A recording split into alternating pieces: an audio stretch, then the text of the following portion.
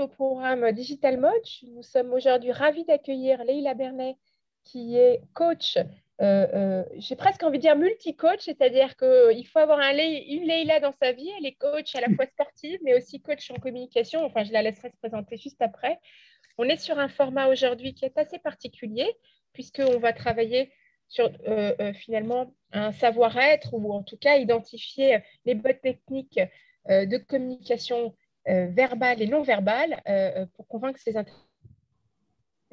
Donc, merci à tous de nous avoir rejoints. N'hésitez pas, vous avez un module de questions-réponses en bas de votre écran. Donc, n'hésitez pas à interagir, à nous poser vos questions. Cette fois-ci, on va insister sur le fait que vous gardiez votre caméra allumée parce qu'on va essayer d'aller chercher aussi chez vous des éléments de communication non verbale qui pourraient servir à tous. C'est bien l'objet de notre rendez-vous aujourd'hui. Voilà. Comme d'habitude, vous le savez, on adore vos feedbacks, donc n'hésitez pas à nous donner vos retours, qu'ils soient extrêmement positifs ou même bien constructifs. On aime s'améliorer de rendez-vous en rendez-vous, donc voilà. Leïla, bienvenue. Merci Carole, merci beaucoup pour cette introduction en tout cas. Déjà, je voulais remercier Défi la Mode, Clarisse, Élise, Thibaut, Carole et Nathalie de leur accueil, de leur confiance. C'est un vrai plaisir aujourd'hui d'intervenir sur ce format un petit peu particulier. En attendant un petit peu que tout le monde se connecte et les autres personnes, je vous propose en tout cas un petit challenge, petit quiz avec une première question. Voilà. Alors, première question que je vous pose et vous allez pouvoir répondre dans le chat. À votre avis, quel pourcentage de la communication passe par le non-verbal? Donc, vous pouvez tout à fait écrire dans le chat une petite question en attendant que tout le monde se connecte. Oui, vas-y, Carole. Alors, Caroline nous annonce 80, Maréva, ça va vite, dis-moi que tout le monde participe. 75 pour Jara Soundes, Elodie 70, Tanlan 70 également, 75, 70 pour Frédéric Porchereau, Joël 80%. Mais dis donc, vous êtes super actifs, merci. Elodie dit 90, Chipato dire à 60. Moi, je mettrais 60 aussi, je crois. 60. OK. Alors, personne n'a trouvé vraiment cette bonne réponse. Donc, la réponse, c'est 93% du message passe par le non-verbal. D'où l'importance de soigner cette communication. Et on verra notamment en visio tout à l'heure quelles sont quelques techniques qu'on peut utiliser, quels sont les mouvements et les gestuels à favoriser, quelles sont celles à éviter. Donc, pas mal pour tout le monde, mais on n'est pas encore tout à fait au bon pourcentage. Question numéro 2 que je vous pose, justement sur cette communication non verbale, et vous pouvez aussi répondre dans le chat. Que signifie cette position des mains? D'accord, quand on a les mains devant la bouche, on peut aussi l'avoir comme ceci. Voilà, on est plutôt sur avec la main devant la bouche. Alors, répondez dans le chat. Réflexion pour Caroline et Tanlan. Juliette, elle réfléchit, elle hésite. Oui. Tout le monde, réflexion négative, doute, concentration, hésitation. Harry glisse aussi la réflexion. Delphine Outari propose plutôt sur l'attente. Oui, pas tout à fait. Alors, vous pouvez essayer de trouver d'autres réponses encore, même ceux qui ont déjà répondu. Donc, que signifie vraiment cette position des mains? Nathalie propose l'intériorisation. Oui. Elodie est dans le refus. Incertitude pour Elise. Maréva, elle doute aussi. Pas de confiance. Pas de confiance. OK, alors c'est pas mal. C'est pas mal. Méfiance pour Yola. Méfiance, effectivement. Alors, que signifie cette position des mains? Eh bien, en fait, c'est cacher quelque chose à son interlocuteur. D'accord? C'est-à-dire, en fait, que je suis en train de penser quelque chose, de me dire quelque chose intérieurement qui va à l'encontre de mon interlocuteur, même parfois. Mais en tout cas, je ne suis pas évidemment connectée à la personne que j'ai en face de moi. Et donc, si vous voyez votre interlocuteur qui est dans cette position, eh bien, sachez qu'il n'est pas avec vous et qu'il est en train de se dire quelque chose intérieurement. D'accord. D'ailleurs, vous-même, vous pouvez aussi vous observer, peut-être même pendant cette visio. Et si à un moment, vous mettez la main devant la bouche, c'est peut-être que vous n'êtes plus avec moi, donc que je suis en train de vous endormir et je tâcherai de vous réveiller le cas échéant, même peut-être Carole. Et puis, dernière question numéro 3 avant de commencer. Sur ces 60 minutes que nous allons passer ensemble, eh bien, combien de minutes, selon vous, allez-vous retenir? Sur les 60 minutes, combien allez-vous retenir? J'adorerais que ce soit 60. Je vous donne un indice, c'est un tout petit peu en dessous. 10, 6, 25, 10, 20, 5. Une vingtaine. Marjorie, 15. Nathalie, 30. Joël, 15. 21. Oh, vous allez tous trop vite. Florence, 15. Tu m'as pas appris, Leïla, à lire vite les réponses. Hein. Ah bah écoute. 4 pour Caroline, 10 pour Frédéric, 40 pour Laurence, 38 pour Yola. Ça dépend, je dirais 30, nous dit Jaria. D'accord. Bon. Chipato, 15. On est à fond, Carole, me dit Caroline. Moi, j'adore, super. Bah, super, heureusement que tu as fait. Eh bien, en fait, sur ces 60 minutes que nous allons passer ensemble, vous n'allez retenir que 2 minutes. Bah, tu as déjà capté notre attention, là. Hein. Voilà. Donc, on a déjà passé 2 minutes ensemble. Eh bien, justement, donc c'est la fin de ce webinaire. J'espère que ça vous a plu. Les autres minutes n'ont plus d'intérêt. Donc, en tout cas, tout cela pour vous dire qu'on ne retient que 4% d'un message, on le verra après. Vous n'allez retenir que 2 minutes, d'où l'importance de soigner votre communication verbale et non verbale avec certaines techniques qu'on va voir ensemble, certaines, pour vous permettre d'avoir plus d'influence et de mieux convaincre vos interlocuteurs. J'espère en tout cas que ça vous a fait un bon teasing et que ça vous a donné envie de suivre le webinaire où nous répondrons notamment à toutes ces questions. Leïla, tu as via cette première introduction, un enthousiasme de la part de nos entreprises, de nos marques. Et Frédéric dit quelle entrée en matière, bravo. Bon, merci beaucoup Frédéric, merci infiniment. La suite aussi, j'espère, vous plaira, vous interpellera également. Leïla, je me permets simplement une toute petite parenthèse à tous. Donc, n'oubliez pas que vous pouvez nous poser vos questions. Restez bien visuellement actifs avec nous en vidéo pour ceux qui sont arrivés un peu tard. Dernière chose, il n'est pas improbable qu'on finisse plus tard que prévu. Donc, n'hésitez pas à nous dire si cela vous pose un problème en MP directement. Pour moi, comme ça, j'essaierai de driver le timing. Mais en tout cas, merci Leïla et bienvenue. Merci infiniment, Carole. Alors, donc, juste avant de commencer, donc, sur ce webinaire dont l'objet est comment pitcher sa marque, quelles sont les techniques pour convaincre ses interlocuteurs, avec un tout petit focus enfin qui sera sur la visio. Mais vous allez voir que toutes ces techniques peuvent s'appliquer évidemment en présentiel et dans votre quotidien. Quelques petits points avant de commencer. Donc, c'est un format qui est plutôt conférence parce qu'on est sur 1 heure de visio. Malgré tout, comme le disait Carole, vous pouvez intervenir. Carole relaiera tous vos points. Donc, vous pouvez participer dans le chat avec grand plaisir. Vous verrez, je donne aussi beaucoup, c'est assez rapide, il y aura aussi beaucoup de techniques, mais voilà, je voulais vraiment partager avec vous un maximum de choses pendant ce temps imparti.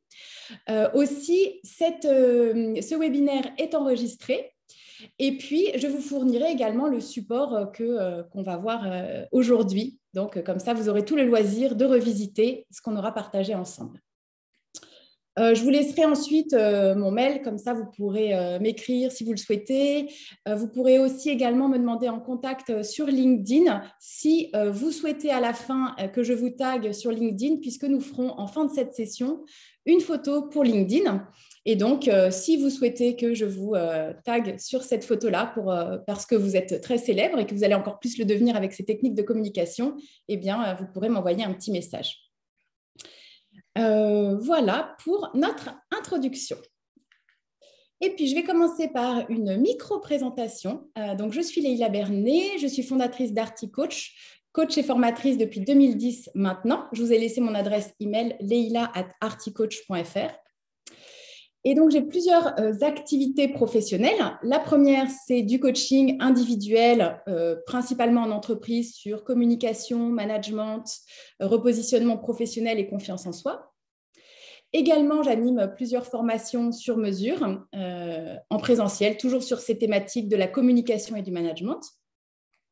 Également, des séminaires et team building en entreprise. Des ateliers, webinaires comme aujourd'hui. Ça me fait également très plaisir d'être avec vous pour partager ce temps. Et enfin, comme le disait Carole, donc je suis coach sportif et je donne des cours de pilates, cardio, stretching, tout ce qui est très bon pour la santé. C'est très complémentaire et très important également.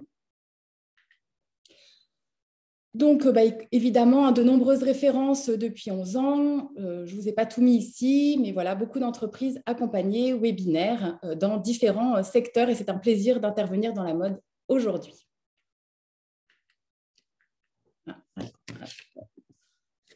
Sur les objectifs de notre webinaire de ce jour, eh bien, c'est vous fournir des techniques de communication influentes pour être convaincant dans le cadre de vos pitchs à venir. Et nous allons aborder 4 parties. Donc, une première partie qui sera sur les techniques de communication verbale, comment nos mots déjà peuvent nous servir. Vous allez voir qu'en fonction des mots que nous choisissons, nous allons avoir plus ou moins d'influence. Et puis, nous verrons une deuxième partie sur la signification du non-verbal, quelques points sur le non-verbal, des spécificités liées à la visio, et puis ensuite un temps de partage pour répondre au maximum à toutes vos questions. Et puis, comme le disait Carole, on pourra déborder un petit peu après-midi pour pouvoir partager sur vos points. Peut-être tu veux rajouter quelque chose, Carole, aussi? Non, je suis déjà complètement embarquée. Je n'attends que la suite. Mais Ok. oui, merci à tous. Un tout petit rappel, mettez-vous bien tous en mute, s'il vous plaît. Affichez vos visages, qu'on puisse interagir avec vous aussi. N'hésitez pas. Et on reste en contact via le forum de conversation. Et donc, pour démarrer, je vais vous proposer un petit défi pour les 3 premiers qui s'inscriront dans le chat. Eh bien, c'est de présenter simplement en 30 secondes votre marque, pas plus. Je vous interromprai au bout de 30 secondes. L'objectif étant que je puisse vous donner un retour à la fin de ce webinaire en lien avec les techniques qu'on aura vues. Donc, l'idée, c'est plutôt que vous puissiez simplement en 30 secondes présenter quelle est votre marque, comment vous présenteriez cette marque à vos clients, à des investisseurs ou autres. Donc, les 3 premiers qui s'inscrivent dans le chat auront ce loisir. Je vais vous inviter à mettre votre caméra également pour pouvoir présenter votre marque. Donc, dès que quelqu'un s'inscrit, Carole, je te laisse. On est bon. Alors, OK, partante. Caroline, première. Caroline Bisbal, qui est partante. Jaraya Sonde également. Et Juliette. Alors. Donc, Caroline, oui, très bien. Donc, Caroline, est-ce que vous avez votre caméra activée? Oui, bonjour. Bonjour, suis là. Bienvenue Caroline. Merci Carole. Super. Alors, avant de parler de votre marque, pour toutes les autres personnes, vous pouvez prendre des notes sur les mots qui sont choisis par Caroline, sur le non-verbal, etc. Et puis, je me permettrai de vous interrompre si c'est trop long, même si votre marque est certainement très passionnante, pour pouvoir avancer aussi sur les techniques. Top chrono? Top chrono. Bonjour, donc Caroline Bisval, je crée Décider Paris, chemisier singulier, fabriqué dans le respect des 3 P pour les femmes, Product, People, Planet. D'accord, bon, alors là, c'était vraiment 5 secondes. Quelques supplémentaires. C'est la première fois que je le fais, Leïla. Hein, donc, super. Bah, je ne sais pas qui vous êtes. Voilà, quelques mots supplémentaires. D'accord, ok. Alors, bonjour Caroline. Donc, je suis née le 12-12 à Neuilly, dans le 92, banlieue chic, pas très excentrique. J'ai passé ma vie à cocher des cases. Voilà, jusqu'au jour où j'ai eu envie de me créer ma propre case et de mon envie d'apprendre est née mon envie d'entreprendre et de créer ma marque de chemisier singulier pour ne plus faire comme tout le monde et allier ces mix and match avec des matières naturelles. Donc, je crée cette marque qui s'appelle Décider Paris, chemisier singulier fabriqué dans le respect des 3 P, Product, Planet, People. Si vous avez envie d'en savoir plus, rejoignez-moi sur le compte Instagram que je viens de lancer à Décider Paris. Super. Merci beaucoup, Caroline. Bravo. C'est dur, hein? Oui, bah c'est super de vous être lancée. C'est génial. Moi, j'ai adoré. Oui, très bien. Rejoignez-moi sur Insta. Bravo, Caroline. Oui, on va vous suivre tout de suite. Parfait. Ok, merci, Caroline. Donc, tu m'as dit, Carole, la deuxième personne qui souhaitait intervenir, c'est? Alors, nous avions, que je n'écorche pas son nom, Jaraya Sonde. Voilà. Alors, on ne vous entend pas, je crois. Bonjour à tous. Oui. Vous m'entendez là? Oui, c'est bon. Bon, donc du coup, Sandes Jaraya, donc je suis créatrice. Je propose des vêtements avec ma marque Sandes LJ, des vêtements adaptables, modulables et zéro déchet sur mesure. Voilà, je suis une ancienne première main de chez Chanel et j'ai lancé donc mon entreprise en 2017 grâce à 2 procédés donc de confection d'articles d'habillement brevetés et un instrument de prise de mesure pour pouvoir justement faire ces vêtements sur mesure. Voilà. Ok, en 2 mots, si vous pouvez nous en dire un petit peu plus, là, vous avez aussi encore quelques secondes. Ok. En fait, ce procédé, c'est une nouvelle méthode de coupe qui me permet de faire des vêtements qu'on peut adapter en fait à chaque fois que le corps vient de changer, que ce soit physiquement ou par rapport à un changement de style, par exemple. Donc, ce sont des vêtements qui s'adaptent à nous et non pas l'inverse. Ce sont des vêtements zéro déchet aussi, ça c'est très important puisque ce procédé permet justement d'éviter ce gâchis et de proposer des vêtements durables et éthiques. Voilà. Et l'instrument de prise de mesure, c'est un moyen aussi pour que les personnes soient bien dans leur corps et qu'ils partagent juste simplement et efficacement avec cet instrument ces informations qui seront utiles pour les couturiers ou les distributeurs et éviter justement ces allers-retours de vêtements, par exemple, des fois non adaptés. Donc voilà, c'est vraiment une réflexion plus que des techniques en fait. Aussi. Ok, merci beaucoup. Rappelez-nous, votre prénom, c'est Jaraya Sandès. Le prénom, c'est Sandès. Sandès. Sandès, très bien, votre prénom. Sandès, super. Merci beaucoup. Merci, bravo, bravo Sandès. N'hésitez pas à partager le nom de vos marques et les liens vers vos sites et comptes sur le chat. Voilà. Super. Une dernière personne, du coup, Carole, je te laisse me dire qui était le Donc, nous avions Juliette. Juliette. On espère. Oui, bonjour à tous. Bonjour Juliette, bienvenue. Merci beaucoup pour ce webinaire. Alors moi, je m'appelle donc Juliette et j'ai créé il y a 5 ans un atelier de maroquinerie do-it-yourself qui s'appelle Pigeon Coq. C'est un atelier, des ateliers grâce auxquels vous pouvez apprendre à fabriquer vous-même votre accessoire ou sac à main en cuir. Et nous proposons également des box do-it-yourself pour fabriquer votre accessoire vous-même à la maison. Nous travaillons quasiment exclusivement avec des cuirs upcyclés, donc qui proviennent de stocks dormants de grandes maisons de couture ou des cuirs recyclés. Nous sommes installés à Paris, on a 2 ateliers dans le Sentier et on a ouvert récemment un atelier à Lyon, à la Croix-Rousse. Voilà, que vous dire d'autre Est-ce que vous avez des questions? Super, ok. Merci beaucoup, Juliette. Peut-être en 1 ou 2 mots, une présentation de vous-même, un petit peu. Oui. Oui. Alors, moi, je suis quelqu'un qui a toujours été assez créatif et manuel. Finalement, j'ai fait mes études dans le domaine de l'audiovisuel. Donc, j'ai commencé ma carrière dans le cinéma. Je suis revenue à mes premiers amours, à savoir le travail créatif, il y a 5 ans, avec cette reconversion et mon atelier Pigeon Coq. Voilà. Ok. Merci beaucoup, Juliette. Merci à vous. J'ai oublié de vous dire Juliette, vous êtes ma voisine. Donc, c'est vrai? Je suis ravie. Oui. On aura cette conversation plus tard. Mais je Alors, bravo Juliette. Super, merci. Juliette. Alors, j'ai déjà animé, sans le savoir, un séminaire chez vous pour Rébellion, l'agence Rébellion. Vous devez déjà connaître, je pense. Oui, c'est l'agence de mon conjoint. Exactement. Donc, il m'a déjà parlé de vous. C'est magnifique. Magnifique atelier que je recommande. Merci, c'est marrant. Ok. Bravo. Super, bravo à toutes les 3, Caroline, Sandès et Juliette. Et puis donc, on pourra vous donner un retour à la fin de ce webinaire. Je me permets, Leïla, de t'interrompre, mais je dois dire que, non pas qu'on soit à Interville, mais il y a une participation et un enthousiasme. Donc, j'ai l'impression d'être... j'en suis témoin de tout ça et bravo à tous parce qu'il y a une vraie solidarité entre vous. Je trouve ça remarquable et extrêmement motivant. Voilà. Bah, écoute, ce retour est très appréciable, Carole. Et donc, nous allons commencer par les techniques de communication verbale. Alors, vous imaginez bien que j'en ai sélectionné quelques-unes. Il y en a énormément.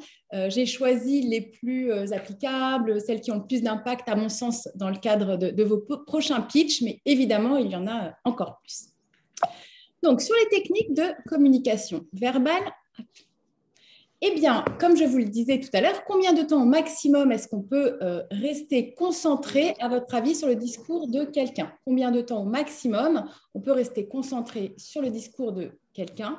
La capacité moyenne d'attention, c'est de 4 minutes. en moyenne. C'est-à-dire que toutes les 4 minutes, vous allez arrêter de m'écouter. Donc, on est assez maligne avec Carole. Qu'est-ce qu'on fait? On essaye de s'interrompre régulièrement. Donc, Carole, je compte sur toi pour m'interrompre au moins toutes les 4 minutes. C'est vraiment important. En fait, Leïla, elle a un code secret qu'elle m'a communiqué où toutes les 4 minutes, elle cligne d'un œil pour que j'intervienne. Alors, malheureusement, je ne sais pas cligner. Je te ferai un petit signe.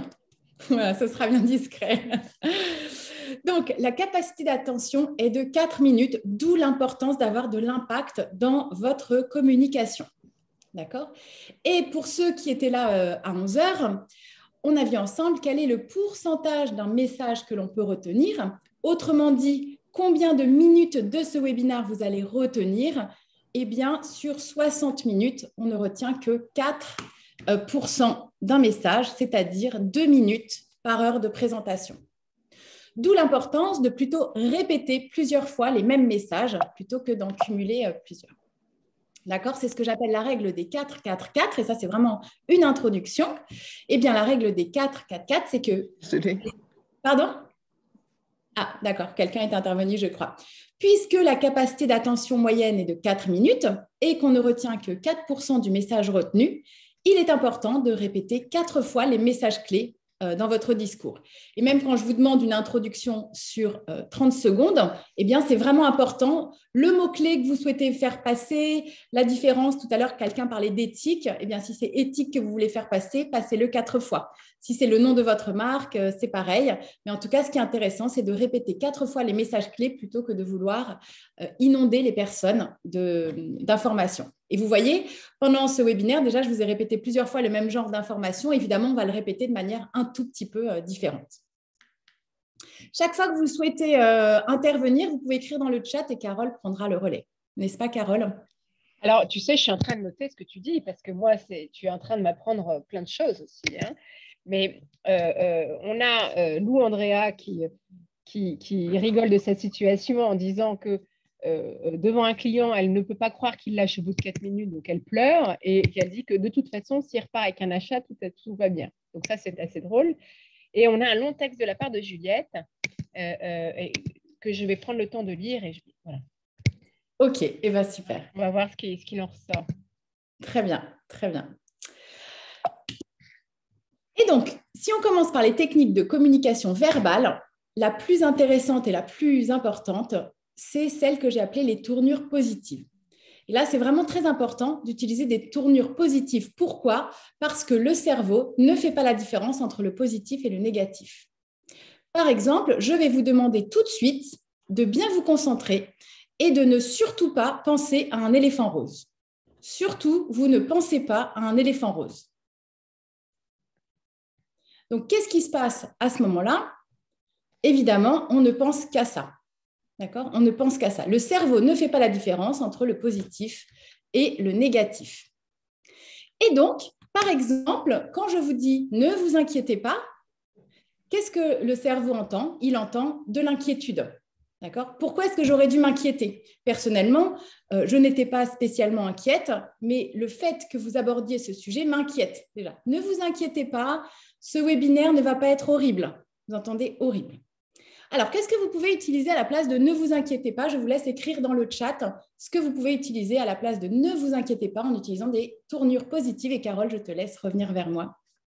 Oui, alors j'ai une question qui est de dire, est-ce qu'on peut utiliser est-ce qu'il faut utiliser les mêmes mots dans les répétitions? Est-ce qu'on utilise des synonymes? Alors, dans les répétitions, évidemment, vous allez pouvoir utiliser des tournures différentes. D'accord? Je trouve que c'est plus intéressant. Mais il y a peut-être des mots-clés que vous allez utiliser. Par exemple, là, je peux vous dire, pensez à bien utiliser les tournures positives. Donc, le mot tournure positive, je vais le dire plusieurs fois. La raison, par exemple, pour laquelle je vous invite à le faire, je peux utiliser effectivement des tournures positives. C'est une question très intéressante. Très bien. Alors, dans les propositions sémantiques, nous avons « rassurez-vous ». Très bien. Restez serein, je vous rassure. Soyez rassurés, ayez confiance. D'accord. Très bien. Rassurez-vous, tout va bien se passer, tranquille. Voilà. D'accord. Et donc là, c'est vraiment intéressant. Donc, très bien. Moi, je vous ai proposé également rassurez-vous, mais tout ce que vous avez proposé est positif. Et c'est là où c'est vraiment très intéressant de faire attention à ces tournures-là. Je vous donne d'autres exemples. Celui qu'on utilise souvent, pas de problème, pas de souci. Est-ce que vous pourrez m'envoyer votre présentation? Pas de problème. On entend quoi? On entend problème, on entend souci. D'accord? Et il y a des tournures dans notre quotidien qu'on utilise très souvent. Et comme maintenant, je mets en lumière ces tournures négatives, vous sentez bien que je vous mets dans une situation de « Ah bon, quel est le souci? Ah bon, quel est le problème ?» Donc, qu'est-ce qu'on peut, par exemple… Oui? Je rebondis sur une proposition qui était de dire « Ayez confiance ». Oui. Elle est intéressante, celle-là, ou elle est ambivalente? Alors, dans quel sens? C'est-à-dire quand tu penses elle est ambivalente, Carole? Bah, le ayez confiance qui peut être mal interprété ou non, pas forcément. Ça peut, parce que j'entends confiance. Après, évidemment, ça va dépendre du contexte. Mais voilà, rassurez-vous, je me sens rassurée. Ayez confiance. Ce webinaire va vous apporter de nombreuses réponses à vos questions. Vous voyez, donc ça, j'entends réponse, j'entends confiance. Ça me donne confiance. Mais si je vous dis, ne vous inquiétez pas, vous ne serez pas déstabilisé, ce ne sera pas la catastrophe si vous ratez vos prochains échanges avec vos clients. Vous voyez, c'est très, très, très négatif. Donc, maintenant que je le souligne, vous l'entendez. Mais évidemment, ce qui va être intéressant, c'est de faire attention à votre sémantique. Donc, par exemple, à la place de « pas de problème, pas de souci », c'est tout à fait possible, avec grand plaisir, je peux totalement vous aider. Par exemple, à la place de « je n'ai pas cette expertise », qu'est-ce qu'on peut utiliser? Eh bien, on peut par exemple utiliser le principal avantage que vous trouverez avec notre marque, c'est celui-ci. D'accord? Plutôt que de dire « je n'ai pas ça, je ne sais pas faire telle chose », voilà le principal avantage de notre marque. C'est de respecter, par exemple, la règle des 3 P. Et puis enfin, nous ne sommes pas un pays présent, nous ne sommes pas présents dans tel pays où nous ne vendons pas à l'export. Eh bien, nous sommes présents dans tel autre pays, nous comptons nous développer à l'export sur tel et tel sujet. D'accord? L'avantage des tournures positives, c'est que vous exprimez ce que vous souhaitez à la place. D'accord? Plutôt que de dire « je n'ai pas cette expertise », vous proposez une autre solution. Alors, j'ai deux questions de la part de Lou Andrea. La première qui était de réexpliquer la règle des 3 P. Oui. Et la deuxième qui était de dire, quand on est dans un salon, on n'a pas toujours 4 minutes pour retenir quelqu'un. Oui. Voilà. Et donc, ce serait intéressant aussi que tu abordes ce sujet-là. Oui, pas tout à fait. Forcément tout de suite, mais… Alors, sur le respect des 3 P, c'était ce qu'avait introduit Caroline, donc ça, vous lui redemanderez, c'est en dehors de… Et vous voyez, c'est là où c'est très intéressant. Moi non plus, je n'ai pas retenu les 3 P. D'accord? Donc, on verra pourquoi. Mais moi non plus, je n'ai pas retenu les 3 P. C'est vraiment dommage. Peut-être que ça n'a pas été répété 4 fois. Ça, c'est la première chose. Et la deuxième chose, quand vous êtes dans un salon, mais justement, 4 minutes, c'est très long. Vous voyez, je vous ai demandé de vous présenter en 30 secondes. Certaines personnes n'ont malheureusement pas utilisé ces 30 secondes. C'est vraiment dommage. Et donc là, l'idée, c'est de se dire, mon pitch doit être préparé, il doit être bien rodé pour que je puisse faire passer le maximum de messages dans le temps qui m'est imparti. 4 minutes, c'est énorme. C'est vraiment énorme. Vous pouvez essayer de vous enregistrer en train de parler pendant 4 minutes. C'est assez impressionnant aussi en termes de temps. Technique numéro 2, je commence par objectif plus sens. Ça, c'est très important, c'est de se dire déjà quel est votre objectif. La première chose que vous allez dire, c'est voilà, l'avantage de ma marque, l'objectif de ma marque ou l'objectif de notre échange de ce jour, c'est de… D'accord? Donc ça, vous pouvez le faire à chaque fois que vous allez à une réunion, à un échange avec des clients, avec des investisseurs, tout ce que vous avez en face de vous. D'accord? L'objectif de notre échange de ce jour, c'est de… Et vous pouvez rajouter du sens. Ça va vous permettre de, ceci afin de, ou dans le but de. Par exemple, c'est par là que j'ai commencé le webinaire. L'objectif de ce webinaire de ce jour, c'est de vous donner des techniques de communication, ceci afin de mieux influencer vos interlocuteurs. D'accord? Déjà, vous allez m'écouter puisque je commence par l'objectif. La technique numéro 3, c'est la technique globale puis spécifique. Globale puis spécifique, eh bien, qu'est-ce que cela veut dire? Il y a des personnes, c'est issu de la PNL, qui est la programmation neurolinguistique. Ce sont des techniques de communication qui ont été élaborées, qui sont assez connues. Vous pourrez vous renseigner là-dessus. Eh bien, c'est l'un des programmes de notre cerveau qui dit que certaines personnes sont plutôt programmées globales et d'autres spécifiques. Par exemple, si vous êtes plutôt programmé global, eh bien, vous allez plutôt répondre à la question « Qu'avez-vous appris pendant ce webinaire ?» Eh bien, c'est un webinaire sur des techniques de communication verbale, non verbale, et puis on a eu un temps de questions-réponses. Voilà, ce sont des personnes qui ont une vision macro, une vision globale. Et puis, il y a d'autres personnes qui ont plutôt une vision spécifique et qui vont donner du détail. Qu'avez-vous appris pendant ce webinaire? Eh bien, il y avait une première partie où Léina nous a présenté des questions qui nous ont permis de comprendre quels sont les chiffres clés concernant la communication verbale et non verbale. Et puis ensuite, nous avons abordé 10 techniques. La première technique était les tournures positives, etc., etc. D'accord? Vous voyez, au fur et à mesure que je parle, je vous remets un peu de tournure positive dans l'esprit pour que vous puissiez aussi le retenir d'une manière différente. Donc, je vous laisse écrire dans le chat si vous avez plutôt le sentiment d'être global ou si vous avez plutôt le sentiment d'être spécifique. Et il faut des deux sur Terre. D'accord? C'est très important. Donc, vous pouvez écrire dans le chat si vous êtes plutôt global ou spécifique. Et Carole, je te laisse revenir vers moi. Alors, Caroline est toujours la première à répondre. Donc, je dois dire que j'ai une capacité de rédaction très rapide. Donc, Caroline, elle est globale. Christina est spécifique. Nathalie, globale plutôt. Lila, elle est plutôt spécifique. Mareva est globale. Anne-Lan est tendance plutôt spécifique. Laurence est globale. Très spécifique pour Caroline Burès. Sondes est spécifique. Julia également est spécifique. Vous êtes très nombreux à répondre. Hein. Bravo à tous. Très bien, très bien. Et moi, j'ai une question en même temps. Est-ce qu'on peut être spécifique certains jours ou certains moments et global d'autres? Alors, pas forcément, d'accord? C'est vraiment une programmation du cerveau. On a quand même une préférence. Et donc, ce qui va être intéressant, ça va être de faire un effort sur la partie qui nous concerne moins, justement pour pouvoir adresser les personnes globales et les personnes qui sont spécifiques. Là, ce que je trouve assez intéressant, c'est qu'en gros, hein, dans les premières réponses que tu m'as données, Carole, on est vraiment plutôt sur moitié-moitié. Et donc, c'est intéressant de se dire, si moi, je suis globale, tant que la personne me parle spécifique, je ne la comprends pas. Et si je suis très spécifique, j'ai vraiment besoin qu'on me donne du détail, sinon je n'accroche pas. D'accord? Donc, c'est ce que j'appelle la vision hélicoptère et la vision grain de sable. C'est pour ça que j'ai choisi cette photo. Et donc, je vous invite dans vos présentations à toujours commencer par le global. Donc, notre principal point de différenciation chez ArtiCoach, c'est l'énergie ou c'est le sur-mesure. Et ensuite, vous rajoutez du spécifique. Et je vous donne 3 exemples de projets sur lesquels nous avons travaillé avec nos clients. Par exemple, un premier projet sur lequel j'ai travaillé, c'était avec l'agence Rébellion, qui est une agence de communication avec des gens extrêmement motivés et pour lesquels j'avais animé un séminaire pour aider les associés à se découvrir et mieux travailler ensemble. Et puis, un autre projet sur lequel j'ai travaillé, c'est avec Business France, etc., etc. D'accord? Donc, comme ça, je m'adresse aux personnes globales et aussi aux personnes spécifiques. Et ça, c'est vraiment très important si vous souhaitez interpeller et accrocher votre interlocuteur.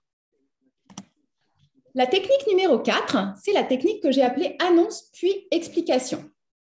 Et ce qu'il faut absolument éviter, c'est explication puis annonce. Je vous donne un contre-exemple. Je vais commencer par explication puis annonce. Puisque ce webinaire était censé commencer à 11h et qu'il y a certaines personnes qui ne se sont connectées qu'un petit peu plus tard. D'ailleurs, peut-être qu'on pourrait rappeler quelles sont les règles de communication pendant ce webinaire et à quel moment vous allez recevoir la présentation. Eh bien, quand je vous dis tout ça, tu vois, Thibaut, je me permets de t'interrompre, mais ça y est, je t'ai perdu. c'est pour nous amuser. Hein, mais... Donc, quand je dis tout ça, qu'est-ce que vous vous dites concrètement quand je vous donne toutes ces explications? Eh bien, vous ne m'écoutez pas. La première chose, c'est vous vous dites, mais où est-ce qu'elle veut en venir? Et deux, qu'est-ce qu'elle nous raconte? Je ne comprends pas et je ne l'écoute pas. Tandis que si je vous dis, eh bien, à midi, pour ceux qui le souhaitent, nous poursuivrons notre webinaire jusqu'à 12h30. Pourquoi? Parce que en numéro 1, certaines personnes se sont connectées plus tard. En numéro 2, cela pourra être interactif. Et puis en numéro 3, on pourra répondre à vos questions plus spécifiquement. D'accord? Donc là, je réponds beaucoup mieux quand je parle de l'annonce et puis ensuite des explications. Je passe à la technique numéro 5 sur les techniques de communication verbale. Je l'ai appelée 1, 2, 3, énumérer les points qui vont être abordés. Eh bien là, l'idée, c'est vraiment de lister les différents points. Nous aborderons 4 parties pendant ce webinaire et vous pouvez aussi utiliser vos doigts et encore plus en non-verbal. Là, vous allez le voir parce que je vous ai partagé mon secret, mais sinon, ça ne se remarque pas forcément. Et vous pouvez tout à fait partager ces points-là. Je vous propose 3 étapes pour notre webinaire. L'étape numéro 1, c'est de vous transmettre des techniques de communication verbale. Ensuite, en étape numéro 2, nous pourrons partager certains secrets de communication non verbale. Et enfin, nous aurons un temps de questions-réponses en troisième point où vous pourrez partager vos points. Si je reviens sur le point numéro 1, c'est celui-ci. Passons maintenant au point numéro 2. Et vous voyez, c'est ce qu'on appelle un ancrage kinesthésique, c'est-à-dire que vous allez… C'est comme quand on s'arrête à un feu rouge. Pourquoi? Parce que le cerveau fait le lien entre feu rouge, je m'arrête. Je pense qu'il y a quelqu'un qui a… Excusez-moi. Ouais. Thibaut, est-ce que tu peux mettre tout le monde en mute? Oui, après tu les enregistres, bien sûr, tu ne vas pas mettre un journée. Thibaut, est-ce que tu peux activer le mute, toi, pour Stell, qui a l'air d'être… Voilà, merci. C'est bon? Tu m'entends, Carole? C'est bon? Moi, je t'entends. Très bien. Oui. Merci à tous. Ouais. C'est plus agréable. D'accord? Donc, 1, 2, 3, énumérer. Et puis, c'est pareil, si nous commençons par le premier point, puis le deuxième point est utiliser vos doigts. C'est un ancrage. Les personnes vont vraiment faire le lien entre les différentes parties et votre structuration. Le numéro 6, je l'ai nommé « Mais non aux transitions négatives ». Voici des contre-exemples. Je ne donne pas de cours de yoga, cependant, je ne crois pas que cela soit le seul sport qui vous corresponde. D'accord? En plus, j'ai ajouté des tournures négatives volontairement. Un autre contre-exemple, vous êtes inscrit à ce webinaire, mais vous ne m'avez pas dit ce que vous en attendiez. D'accord? Ces mots de transition sont un peu plombants. Alors, qu'est-ce qu'on a comme mots de transition négatifs? Mais, cependant, néanmoins, pourtant, par contre, et je suis certaine que vous en connaissez plein d'autres. Qu'est-ce qu'on peut utiliser à la place? Quels sont les mots de transition que l'on peut utiliser? Je vous laisse écrire dans le chat ce que vous en pensez. Pendant que tout le monde réagit, on a une remarque de la part de Frédéric sur le point annonce plus explication n'est pas toujours un bon ami, car l'annonce peut soulever des objections. Si on n'a pas amené justifier l'annonce, on peut ne pas créer d'adhésion.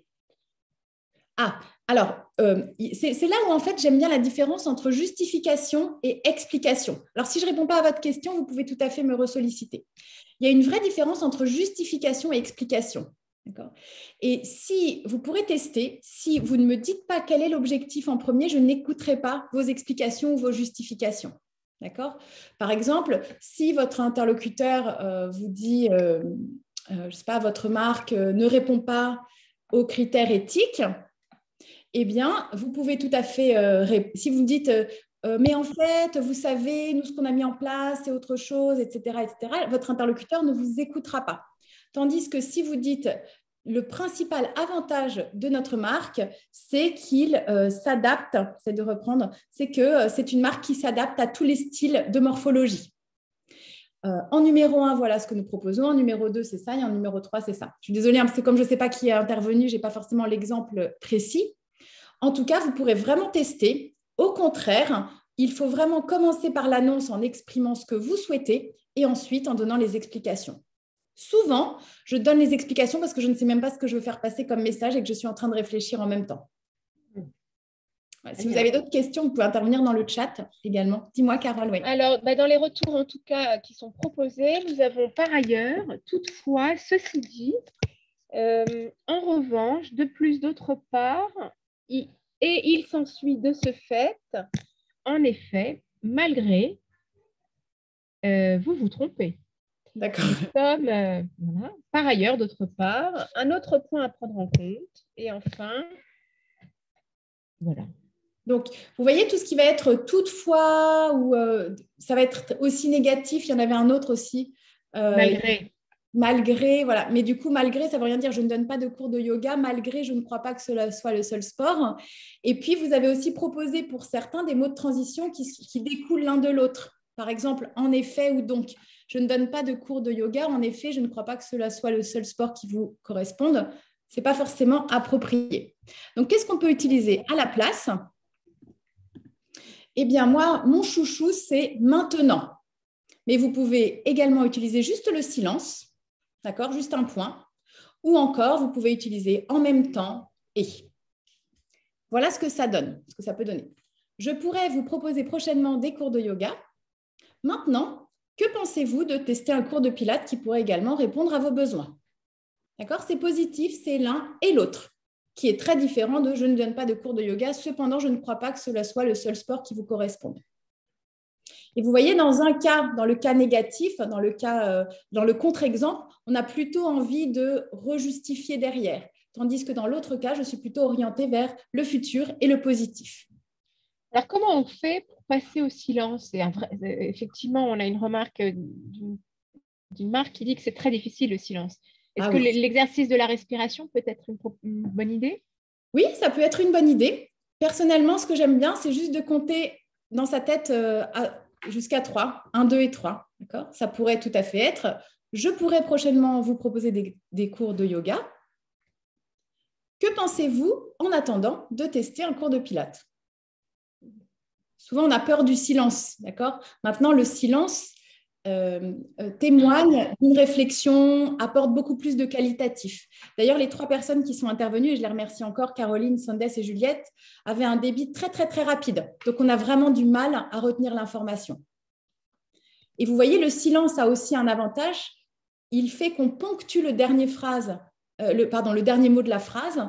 Et donc, votre interlocuteur va beaucoup plus retenir le message que vous souhaitez faire passer. Bon, Tanlan trouve que maintenant, c'est brillant. Presque un... J'adore. Maintenant vous avez découvert mon secret, je vous le partage, et donc vous pouvez tout à fait l'utiliser. D'accord, donc voilà, vous vous êtes inscrit à ce webinaire, mais vous ne m'avez pas dit ce que vous en attendiez. Merci de vous être inscrit à ce webinaire et j'aimerais savoir quels sont vos objectifs pour cette session. Par exemple, personnellement, j'aime bien les objectifs au lieu des attentes. Souvent on dit quelles sont vos attentes? Non, quels sont vos objectifs? Quels sont vos besoins? Technique numéro 7, la question réveil.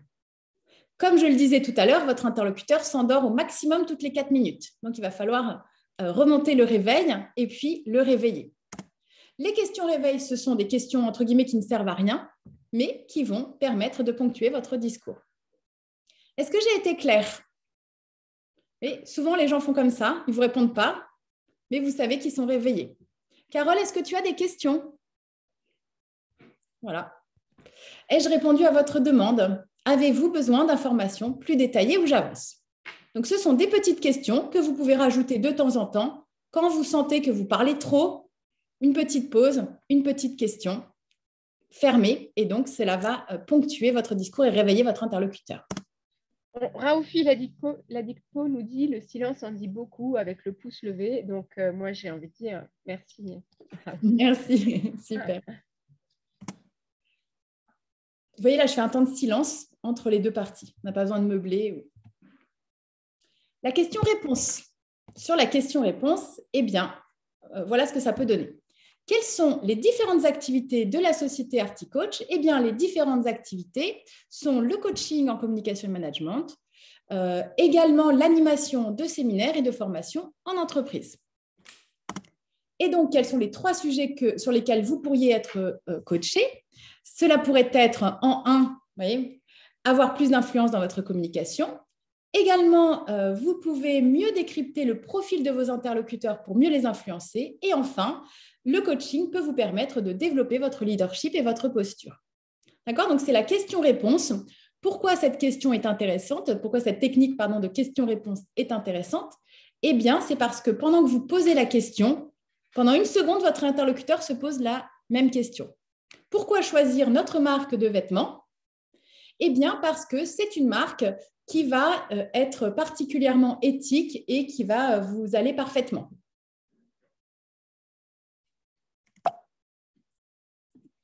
La technique numéro 9, préférez les points aux virgules. D'accord? J'ai mis volontairement une paire de ciseaux pour que vous puissiez, pour illustrer cette technique-là. Voici un contre-exemple. Les formations sont de nature, selon les intervenants, à déclencher des réactions immédiates ou a posteriori qui permettent de progresser dans le temps et d'atteindre des objectifs parfois même plus ambitieux que ceux qui avaient été fixés de manière originelle, que ce soit par la personne elle-même ou par son manager.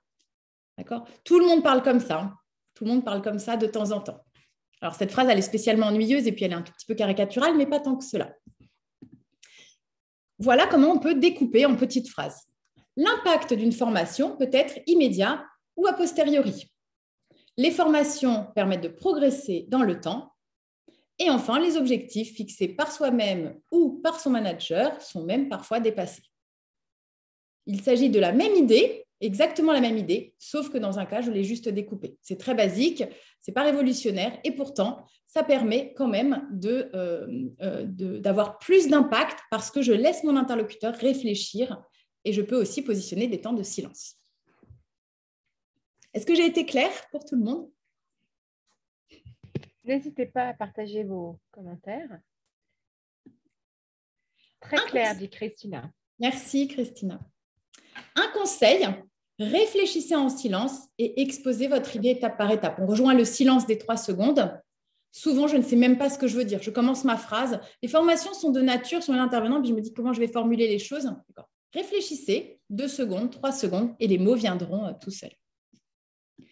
Technique numéro 10, c'est nos clients disent de nous. Alors ça, je l'entends. Par exemple, un contre-exemple, j'accompagne des personnes, je propose des coachings, j'anime des formations, je propose des webinaires et je parle de moi, moi, moi et moi. Ça, c'est un contre-exemple. Je l'ai un peu entendu aussi au début, mais je pense que tout le monde utilise cela. Quelque chose plutôt sur le savoir-être. Je suis dynamique, je suis joyeuse, je donne des conseils, je donne de l'énergie. D'accord? Et là, je parle beaucoup de moi. Quel est l'inconvénient? On fait la question-réponse. Quel est l'inconvénient de cela? Eh bien, ça peut paraître très égocentrique et surtout, le client, entre guillemets, s'en fiche un petit peu de ce que je propose. D'accord? Je propose des vêtements, je crée des marques, je crée un atelier, d'accord? Ça n'intéresse pas vraiment le client.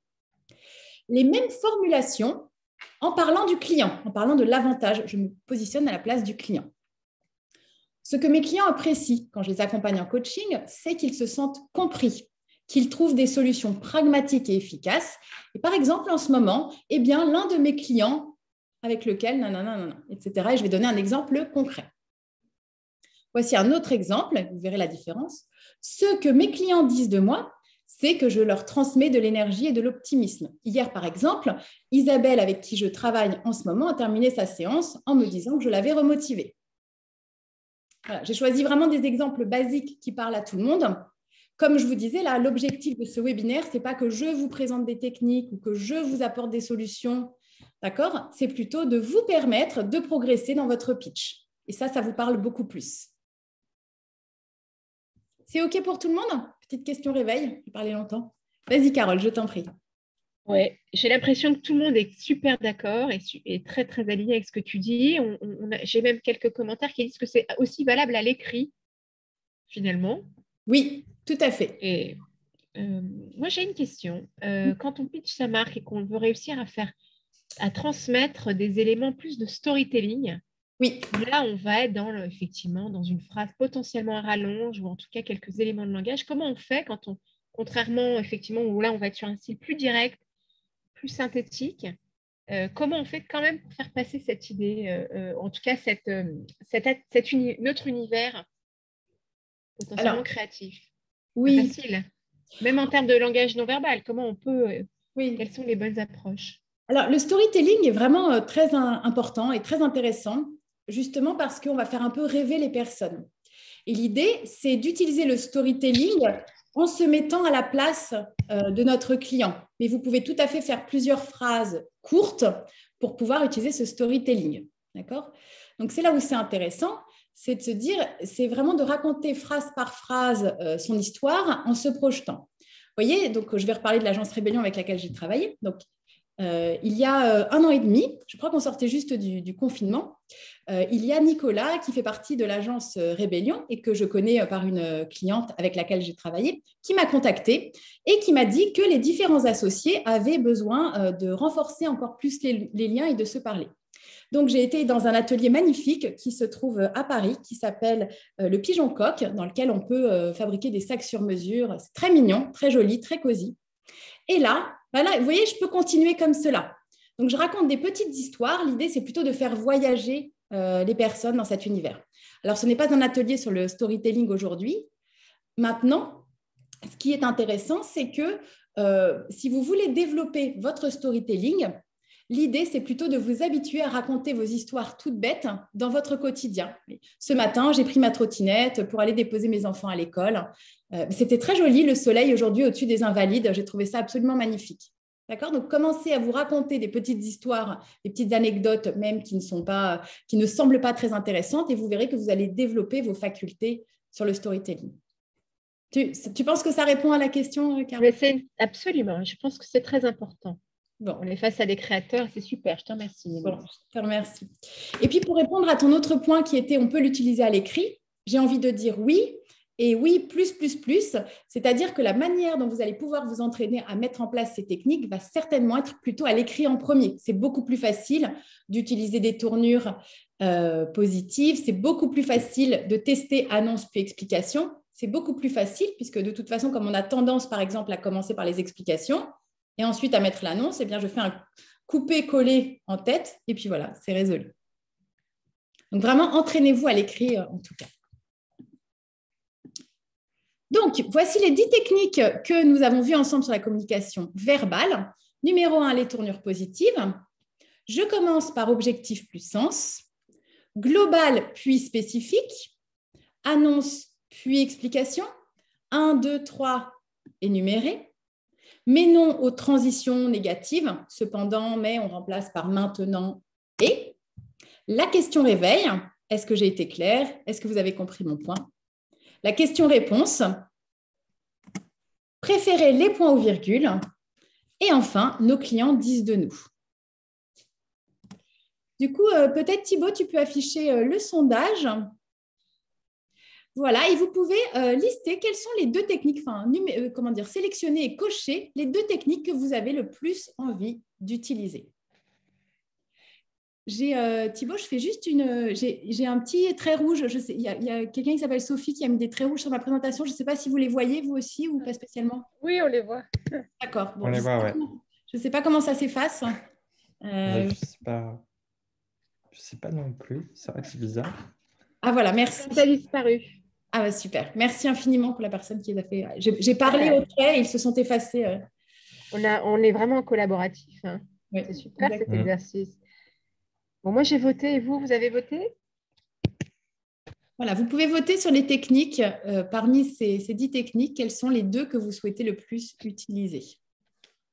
Alors, est-ce qu'on a... Marjorie dit c'est génial ce sondage. Oui, nous dit Élodie.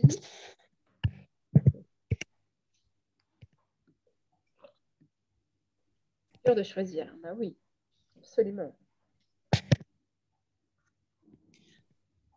Là, c'est vraiment une posture de coaching, c'est-à-dire que si vous souhaitez que ce webinaire soit utile pour vous, eh bien, ça va être de reprendre cette présentation et de tester petit à petit chacune des techniques pour pouvoir vous les approprier et qu'elles deviennent de plus en plus naturelles.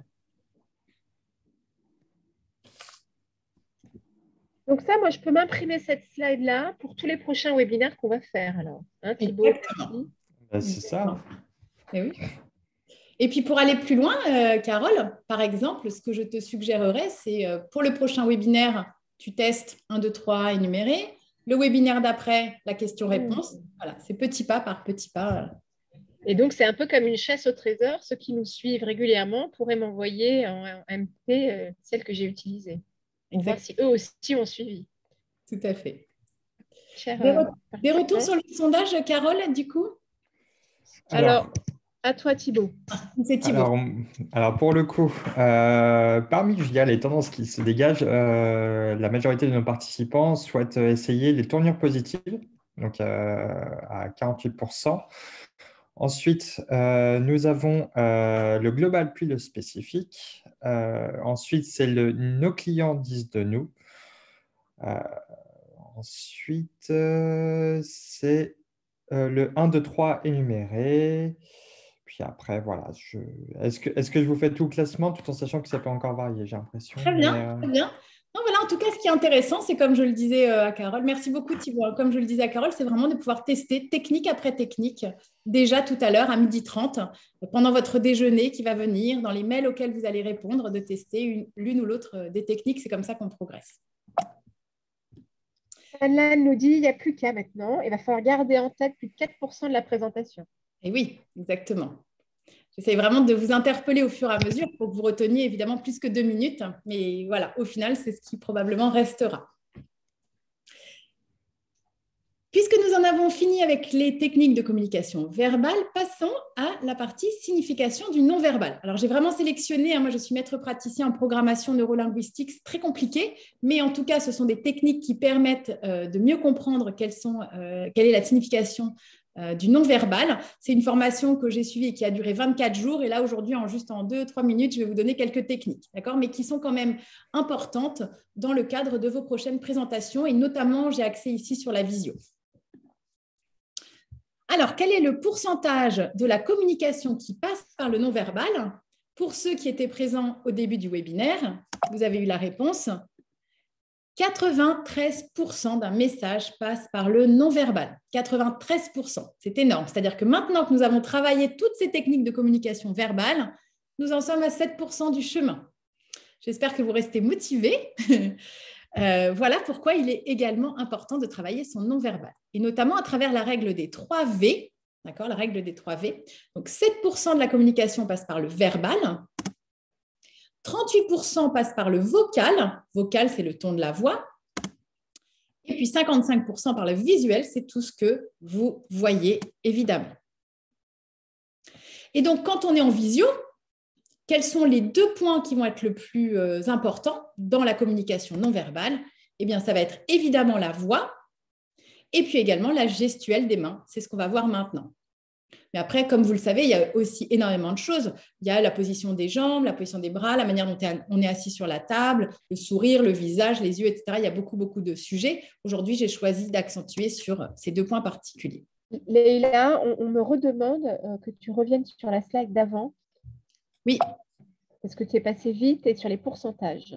Ah, bien sûr. Voilà, très rapidement. Mais 7% passe par le verbal, c'est-à-dire la signification des mots. 38% passe par le vocal, le ton de la voix, l'intonation. Est-ce que c'est aigu ou pas? C'est ce qu'on va voir maintenant. Est-ce que je fais des Est-ce que j'ai une voix monocorde ou pas? Ou très grave, ou si je parle tout bas et que personne ne m'entend. Vous voyez, ce genre de choses. Et puis, sur le visuel, c'est tout ce qu'on va voir sur la personne. 1, 2, 3. D'accord? L'utilisation des mains, le visage, les yeux, la posture. C'est OK, tu penses, Carole? Super. Je vous enverrai cette slide, bien sûr, aussi. Alors, sur la voix, qu'est-ce qu'il faut éviter? Ce à quoi il faut faire attention concernant le niveau sonore, c'est de parler trop fort ou ces signes d'agressivité.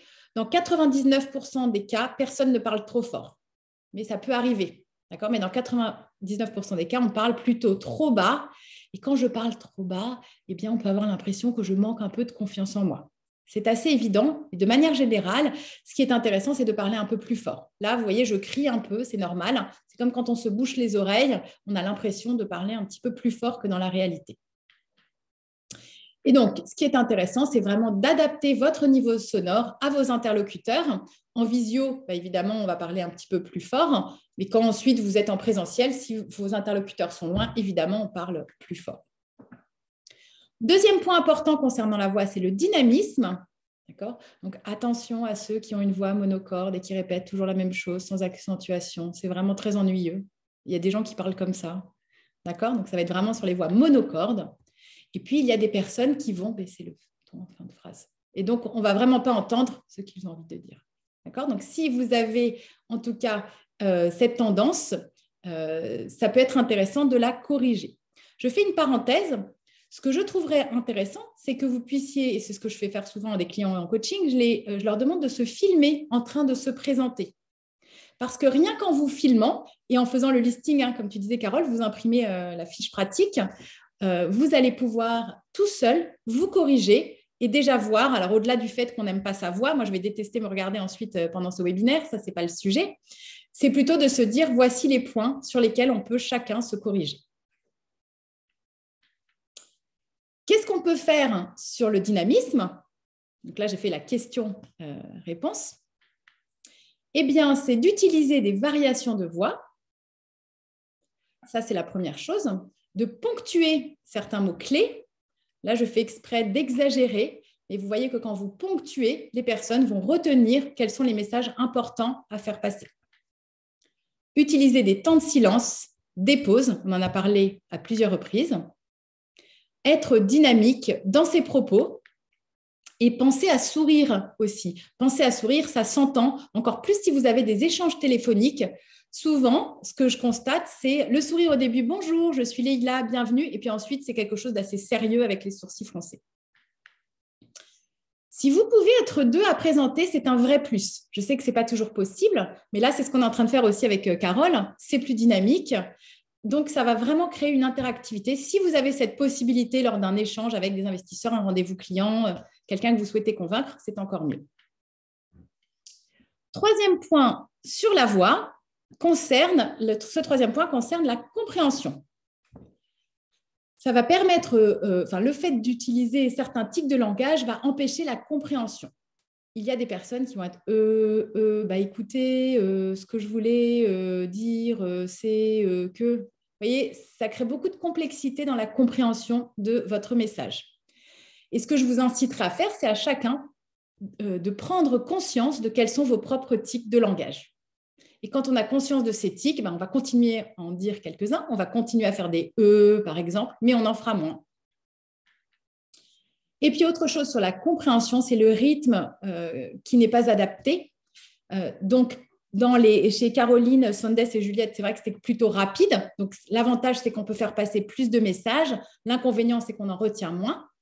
Et puis, il y a des personnes qui parlent un peu trop lentement. Du coup, on a un peu tendance à s'endormir. Mais parfois, si on parle lentement, ça peut aussi montrer une certaine assurance. Donc, c'est à vous de voir quel est le bon rythme. Sur la compréhension, la première chose, c'est d'articuler. Ça paraît tout simple, mais c'est important d'articuler encore plus quand on a un masque.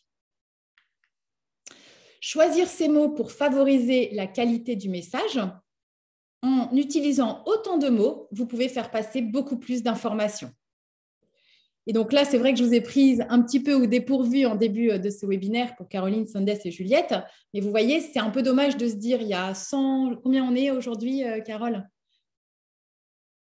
Alors, on a été jusqu'à 65. Là, on commence à perdre D'accord. personnes. Bien, on a été jusqu'à 65. Et voilà, c'est de se dire, c'est un petit peu dommage qu'on soit 65 et que je ne fasse pas passer ces messages-là. Et puis enfin, selon sa personnalité, accélérer ou ralentir. Alors, quelle position des mains on doit éviter? Eh bien, voici plusieurs suggestions. La première, quand on a les mains serrées, eh bien, cela signifie de la méfiance et du scepticisme. Deuxième position, c'est quand on a les mains cachées. Les mains cachées sous la table, les mains cachées dans un webinaire, eh bien, cela signifie le refus de communiquer. Pour ceux qui étaient présents en début de ce webinaire, eh bien, quand on met les mains devant la bouche, cela veut dire qu'on n'est plus avec l'interlocuteur, ou qu'on tousse, mais cela veut dire qu'on n'est plus avec l'interlocuteur et qu'on est en train même parfois de penser quelque chose de contraire à ce que dit son interlocuteur. Les deux poings serrés, eh bien, cela témoigne d'une frustration ou d'un certain agacement. Tous ces mouvements, on va un petit peu se reconnecter à soi-même, d'accord ? Eh bien, ce sont des mouvements qui vont montrer une certaine gêne, un malaise. On essaye vraiment de se rattacher à quelque chose qui nous rassure. Et puis, les petits mouvements des mains avec les frottements et ce genre de choses, soit on se met du gel hydroalcoolique, ça colle, ou alors c'est qu'on est dans de l'inconfort, dans du stress, dans de l'anxiété. D'accord ? Il y a quelque chose qui ne nous convient pas. Donc, si vous arrivez à détecter, en tout cas, ces positions des mains pour votre interlocuteur, je vous suggère de lui poser une question. Est-ce que j'ai été claire ? Est-ce que vous souhaitez que je reprécise quelque chose ? Pourquoi ? Parce que pour vous répondre, votre interlocuteur est obligé d'enlever ses mains. Il est obligé d'ouvrir ses mains. Et donc, il se reconnecte avec vous. Alors, pour les mains, Caroline demande, pour les mains qui passent dans les cheveux, par exemple, en les caressant. Moi, c'est ce que je fais tout le temps. Je suis tout le temps en train de me recoiffer. Les marques le savent, elles me voient souvent. Il y a un besoin de se rassurer. D'accord ? J'ai besoin de me reconnecter à moi-même. Voilà, les cheveux, c'est ma personnalité. À un moment, je ne me sens pas très bien, un peu gênée. Je me reconnecte à moi-même. OK ? Ça, c'est intéressant. Super. Intervenez, continuez à intervenir pendant la session. Quelles sont les positions des mains qu'on peut privilégier? D'accord ? Donc, ce mouvement-là, des mains, qui est très bien. C'est un mouvement d'ouverture. Donc, si vous pouvez régulièrement utiliser cette gestuelle, c'est un vrai mouvement d'ouverture. Et vous voyez, je ne peux pas utiliser cette gestuelle si je suis en arrière. Donc, j'ai vraiment besoin aussi d'être plutôt en avant. Alors, pas trop en avant non plus, mais vraiment en avant. Cette position va me permettre d'utiliser mes mains. Et puis, on a ce mouvement, d'accord, quand il est sur la générosité. Écoutez, moi, ce que je vous propose, c'est qu'on puisse trouver un moment pour partager.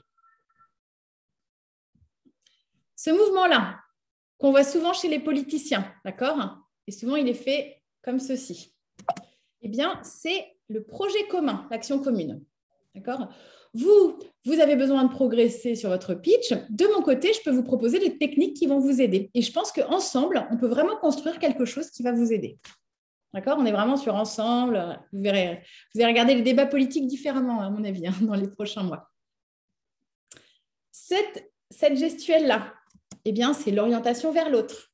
Ce qui pourrait vous convenir, c'est ce sujet. Et pas avec les mains croisées. Voilà, ce qui pourrait vous convenir, c'est ça. Et puis enfin, toutes les gestuelles qui vont accentuer les propos. Voilà. On a 3 parties. Voilà.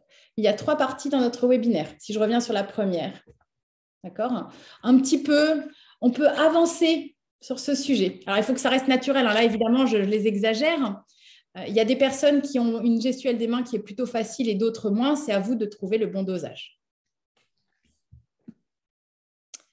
OK sur la gestuelle des mains? Oui, ce qui ressort dans les participations de chacun, c'est qu'effectivement, il y a certains gestes qui sont connus aujourd'hui et qu'on observe beaucoup chez des politiciens et qui, du coup, deviennent un peu caricaturales ou voire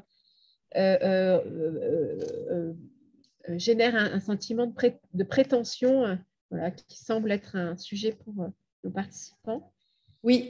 Je pense qu'à un moment donné, c'est aussi une façon de dire qu'il y a une maîtrise simplement des codes de communication verbale et non verbale qui fait qu'à un moment donné, ça permet simplement d'appuyer un propos ou une envie. Je pense qu'on n'est pas toujours obligé d'être dans la caricature systématique. Oui, exactement. Alors, je pense qu'il y a plusieurs points, c'est-à-dire que ces gestuelles-là, elles ont été observées chez de nombreuses personnes et elles sont universelles, d'accord? Ça, c'est la première chose. Et la deuxième chose, c'est que quand on n'est pas très habile et qu'on se force, voilà, il y a forcément quelque chose qui sonne faux. Donc, c'est là où ça devient intéressant, c'est de se dire comment est-ce que je m'approprie un peu naturellement les choses.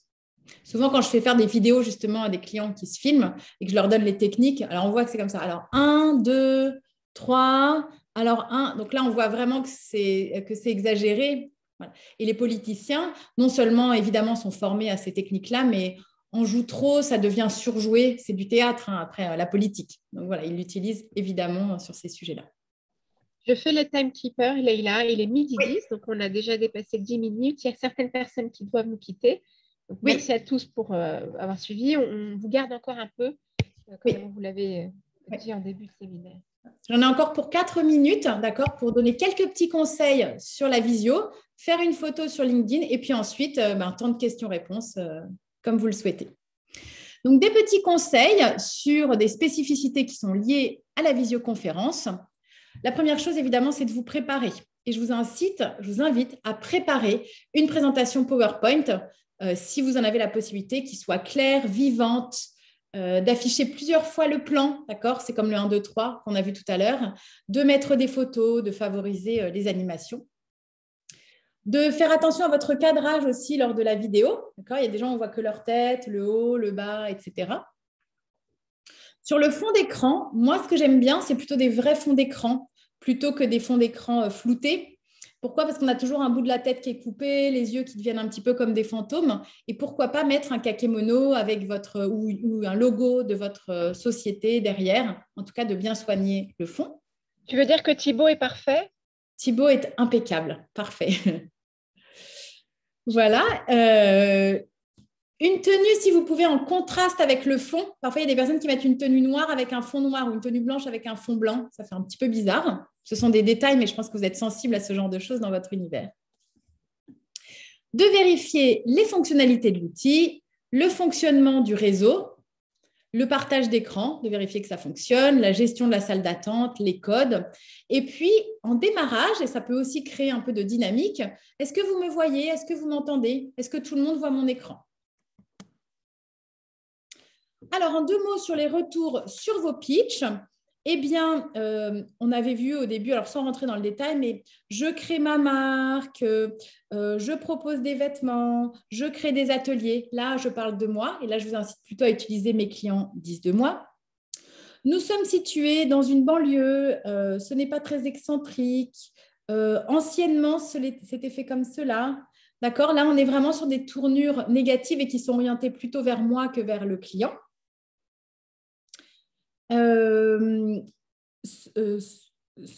Quand quelqu'un dit, voilà, c'est pour que les clients soient bien dans leur corps, quels sont les avantages de notre marque, c'est ceci. Ben là, du coup, on parle vraiment de manière positive et puis on parle de notre client.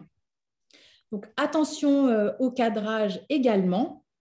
Et puis, nous sommes installés à Paris, je suis créative, on reste encore sur des tournures qui sont très orientées vers moi-même. Donc, pensez à vos clients, pensez au storytelling. Et puis, juste avant ce temps de partage, donc je vous propose de faire une jolie photo pour LinkedIn, d'accord, comme j'en ai fait plusieurs. Je vous laisse mon adresse mail, c'est leila@articoach.fr. Et donc, pour ceux qui souhaitent être sur la photo, vous pouvez reconnecter vos caméras. Voilà. Au maximum. Je vous laisse reconnecter vos caméras. Il faudrait que tu fermes ton diaporama. Ah oui. Arrête ton partage d'écran. Voilà. Voilà, super. Là, c'est mieux. Oui. Affichage galerie. Super. Et comment est-ce qu'on fait pour enlever les personnes qui n'ont pas mis leur caméra? Hop. Voilà. Je pense que oui, certains ont des caméras cassées, ça arrive. Ah oui. Ça arrive. Masquer les participants sans vidéo. Voilà, super. OK. Alors, moi, j'ajouterais, mettez bien la lumière plutôt, je pense à Juliette qui a une lumière qui est derrière. Voilà, super. Qu'on voit mieux. Lou, Andrea, je trouve que vous êtes bien loin de votre caméra. Après, on fait comme on peut, évidemment, mais ouais. N'hésitez pas. Voilà. Et moi aussi, alors, vous voyez, je ne respecte pas tout à fait ce que je dis, mais souvent, moi, je mets des livres en dessous, vous voyez, pour être vraiment face caméra et être bien cadré. OK, super. Alors, c'est bon, on peut lancer. Alors, on lance plusieurs photos. Vous pouvez également en faire si vous le souhaitez. Ah, il y a des gens qui mettent des commentaires. Voilà, super. Parfait. Et puis, moi, je suis à votre écoute pour pouvoir répondre à vos questions si vous le souhaitez. Je vous remercie infiniment, en tout cas pour ceux qui nous quittent. J'espère que ça vous a intéressé et donc à très bientôt, j'espère. Et bonne mise en pratique surtout. Bravo, merci beaucoup Leïla, c'était passionnant. Je crois qu'on a rarement eu autant d'enthousiasme. On a souvent beaucoup de participation, mais un vrai plaisir à tous d'être... pour votre participation. Moi, j'aimerais dire un petit mot, Carole, si tu le permets. Bien entendu. Je représente le défi. Nous avons donc mis sur pied ce programme de formation, transformation digitale avec les équipes de Creative Valley. Et c'est toujours un réel bonheur que Carole anime ces webinars. Et je remercie Thibaut aussi pour sa contribution. Je vous remercie à tous d'être aussi nombreux à chaque fois. Là, aujourd'hui, c'était le dernier webinar 2021. Donc, Laïla, un immense merci parce que je crois qu'on a tous appris et qu'on a encore beaucoup à apprendre. On va faire très attention à nos gestes, à nos postures, j'imagine. Hein. Voilà. À nos mots, enfin, à tout ça, il y a encore à faire. Et puis surtout, comme Carole l'avait dit en début de webinaire, faites-nous remonter toutes les suggestions, remarques pour toujours aller s'améliorer et toujours aller mieux. Et puis comme Laïla a un sapin de Noël, j'ai envie de vous souhaiter à tous de très très belles fêtes de fin d'année. Voilà. Ah, c'était super pour ce mot de la fin. Joyeux Noël à tous. Hein. Oui, très bien. Merci Nathalie. Leïla, le dernier mot pour toi? Écoute, voilà, moi déjà, je voudrais tous vous remercier pour votre participation. J'espère que ça vous a intéressé. Si vous avez des questions, je serais ravie de pouvoir y répondre aussi. Et puis, si vous souhaitez, pendant encore quelques minutes, poser vos questions, dire ce que vous en avez pensé, je suis vraiment à votre écoute. Profitez-en. On peut parler direct? en fait. Bien sûr, Yola, allez-y. Voilà. Voilà. En fait, moi, pour présenter ma marque, parce que je suis sur 2, 3 projets en même temps, c'est compliqué parce qu'elles sont liées, parce que je suis en transition. En fait, je suis styliste modéliste de formation et après 24 ans d'expérience, dans 13 ans à mon compte dans la vie entrepreneuriale, j'ai identifié beaucoup de problématiques que tout entrepreneur qui le vit au quotidien. Et j'essaie de faire une transition de ma boutique pour qu'elle devienne une boutique partagée et je suis en train de construire une marketplace.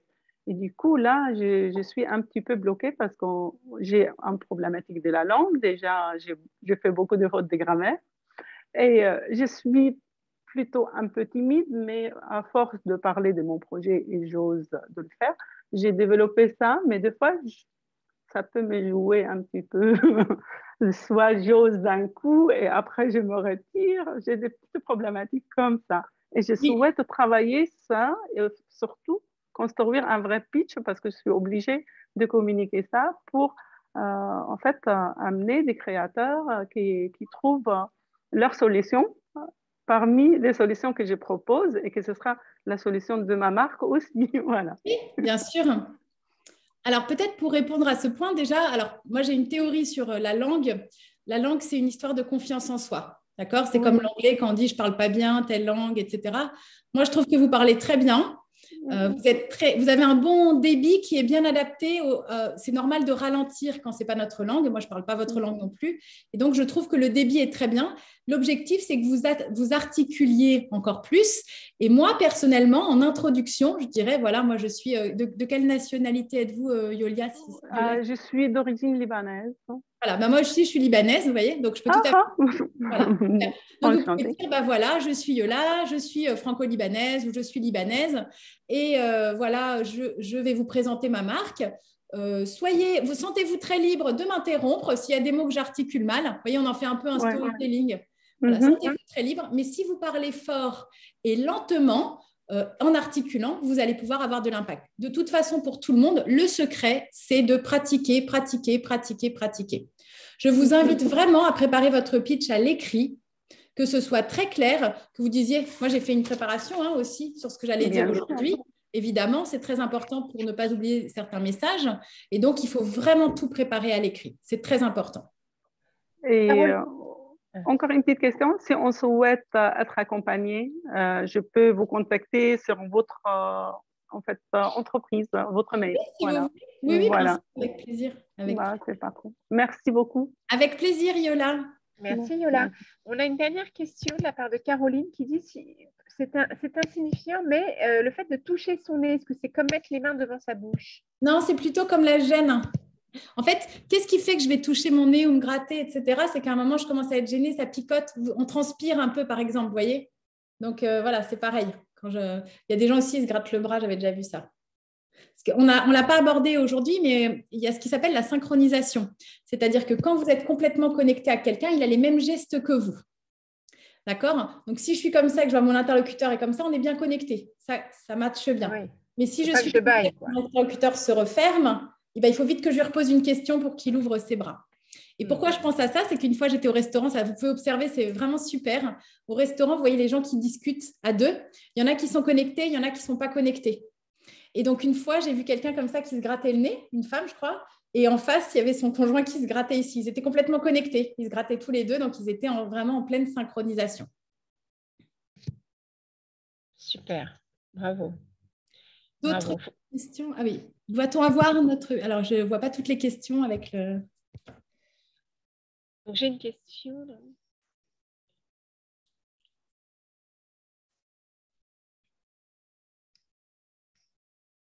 Elle n'est pas facile, votre question, Harry. Alors, on a Marjorie qui propose, oui, il faut l'avoir avec nous, il faut la prendre par cœur. Harry, est-ce que vous voulez prendre la parole pour mieux l'expliquer? Parce que… Bonjour, est-ce que vous m'entendez? Oui, bonjour. Mettez votre visage si vous le pouvez. Je vais faire l'effort de me montrer. Je vais avoir la décence de me montrer que je suis pas dans des conditions idéales. Bonjour tout le monde. Bonjour. Ce serait peut-être plus simple effectivement à l'écrit. C'est une question un peu particulière. Bon, déjà, merci beaucoup pour pour tous ces petits tips. C'est vraiment utile. En tout cas, moi, pour ma part, ça a beaucoup m'aider. Mais j'ai une question plus particulière qui concerne vraiment notre positionnement et notre pitch. On est une marque donc assez pointue en termes de créativité et de positionnement esthétique, je dirais. Du coup, on s'est tout de suite positionné sur un mouvement artistique qui s'appelle le néofuturisme, qui n'est pas forcément facile à appréhender et qui nécessite quelques explications. Voilà, en l'occurrence, c'est un mouvement d'architecture qui prône une société idéale qui est fondée sur la Je peux vous interrompre, Harry. Oui, bien Là, sûr. on est sur explication puis annonce. Du coup, j'écoute rien du tout à ce que vous êtes en train de me raconter. Vous voyez, Ouais, qu'est-ce que vous souhaitez? Vous voyez, c'est intéressant. J'écoute pas du tout. Alors peut-être les autres ont compris. Oui, vous avez raison. Je vais tenter de mettre en application ce que j'ai appris aujourd'hui. Voilà. On hésite en fait entre la démarcation et un positionnement pointu, ou proposer des termes qui soient plus faciles à comprendre et à appréhender, mais qui du coup vont perdre un petit peu en force. J'explique maintenant. Donc le néofuturisme, qui est donc un mouvement d'architecture qui prône en fait une société idéale et qui se base sur la recherche esthétique, la quête d'innovation et d'innovation.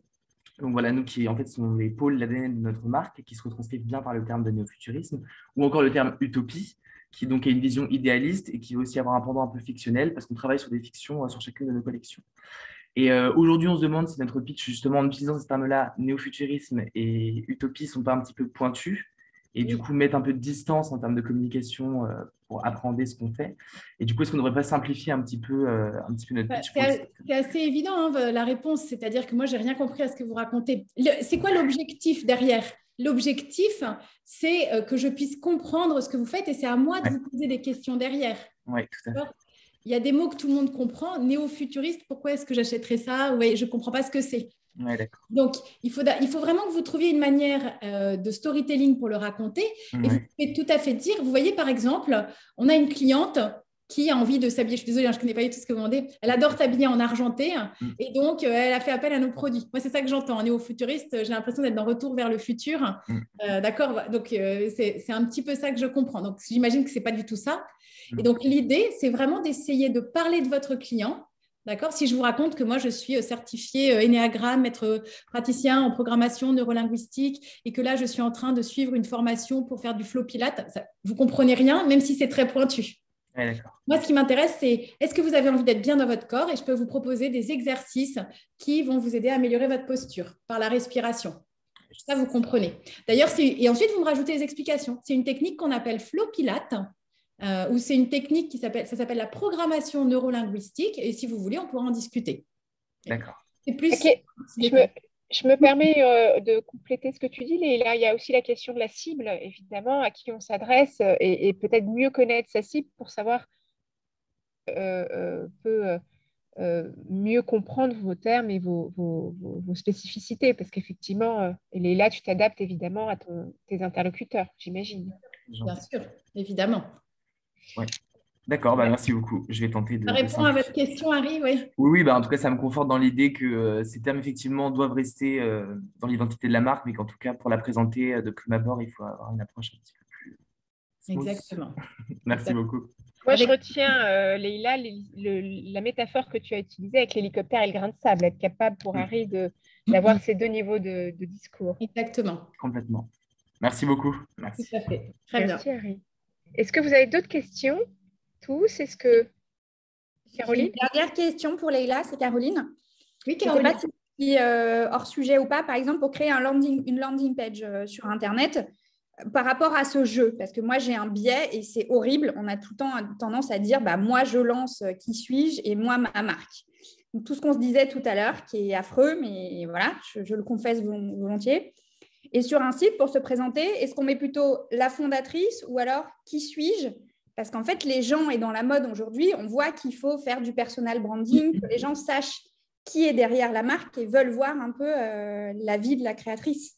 Bien sûr. Ça peut paraître bête, mais ça fait 48 heures que je me pose cette question. Oui.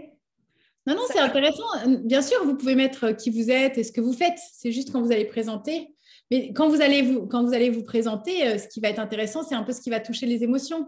Donc, ça va être franco-libanaise, j'ai commencé en tant qu'ingénieur. C'est plutôt votre histoire, vous voyez, qui va être intéressante. Donc, bien sûr, il faut parler de vous, mais il faut parler de vous avec émotion aussi. Mais à la première personne ou à la troisième, du coup? Parce que moi, je suis solopreneur, donc…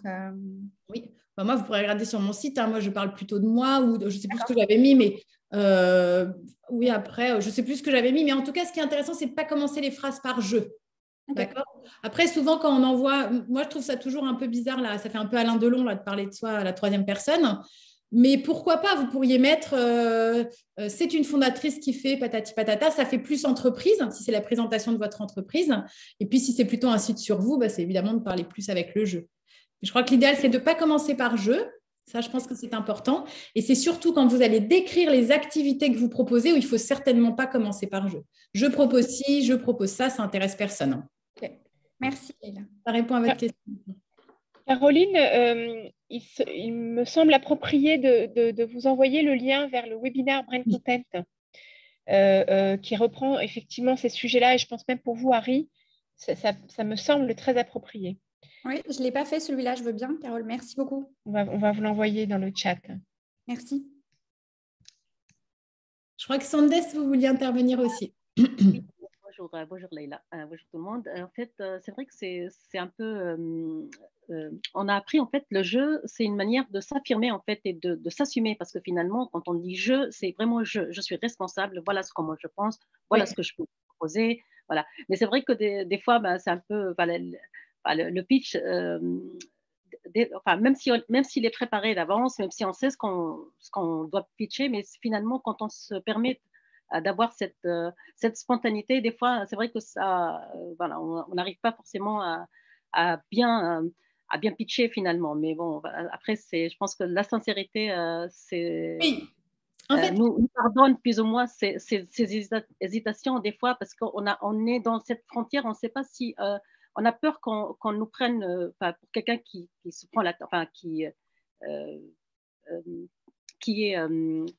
qui pense qu'il est supérieur et pas non plus être trop modeste pour dire qu'on n'a pas confiance en soi. En fait, c'est vraiment toujours un équilibre à faire pour dire. Alors, c'est un équilibre. Et moi, ce que je vous suggérais, c'est que sur votre identité, c'est évidemment de dire je.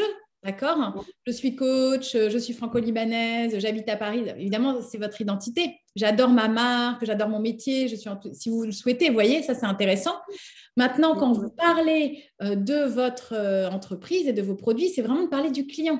Ça ne vous intéresse pas que je propose des coachings, vous en fichez. Ce qui vous intéresse, c'est ce que ça va vous apporter. Voyez. Donc, en portant les vêtements de la marque X, vous allez vous sentir bien dans votre corps, vous allez contribuer à la planète parce que ce sont des vêtements qui sont éthiques. Vous voyez, c'est plus quand vous parlez de vos produits, c'est de parler plutôt de vos clients. Merci beaucoup, c'est vrai. Ça répond à votre question, oui, Sandes. Tout à fait. Ouais. Mareva nous demande en combien de temps on devient opérationnel? Alors, en combien de temps de pratique, c'est-à-dire? Je pense que c'est cette question-là. J'imagine que c'est cela. Si ce n'est pas ça, Mareva, vous pouvez intervenir avec la pratique, d'accord? Personnellement, ça fait 11 ans que je pratique et je continue à utiliser. Si vous revisionnez ce webinaire, j'ai forcément aussi utilisé plein de contre-exemples. Donc, après, c'est vraiment pratiquer, pratiquer, pratiquer et surtout pratiquer tout petit. Ça, c'est souvent un petit peu, c'est ce qu'on appelle en coaching, ce sont des freins. C'est-à-dire, est-ce que ça va être long? Est-ce que ça va être long? Est-ce que je vais vraiment y arriver? Etc. Pratiquez, testez, amusez-vous. Et puis, vous allez voir qu'il y a des techniques qui vont vous amuser plus que d'autres. Il y en a qui sont plus faciles à mettre en place que d'autres selon votre personnalité. Voilà. L'idée, c'est de faire tout petit. Et là, il est 12h30 et quelques. On commence maintenant. Voilà, c'est plutôt le conseil que j'aurais envie de vous donner. Super. Bravo. Bravo, merci à tous. On se retrouve en 2022. Merci pour cette année. Merci Leïla pour cet échange passionnant. Je crois qu'on a les clés pour avancer et se challenger. Donc, c'est une résolution 2022 qu'on vous a préparée, là, finalement. Oui. Est-ce qu'on a d'autres questions? Je ne crois pas. Je crois qu'on est bon. Merci à tous et à très vite. Oui, à très bientôt. Merci aussi, Carole. Merci toutes les équipes. Et puis, joyeux Noël. En finissant comme cela. On n'a pas pris le bonnet de Noël, Leïla. Ah oui, c'est vrai. On s'était fixé un petit challenge. Exactement. On n'a pas réussi. Merci le défi d'avoir rendu ce programme possible. Mais on espère continuer en 2022 sur cette même lancée. Voilà. À bientôt en tout cas. Merci bien. Au revoir. Bonne fête. Merci beaucoup. Bonne fête.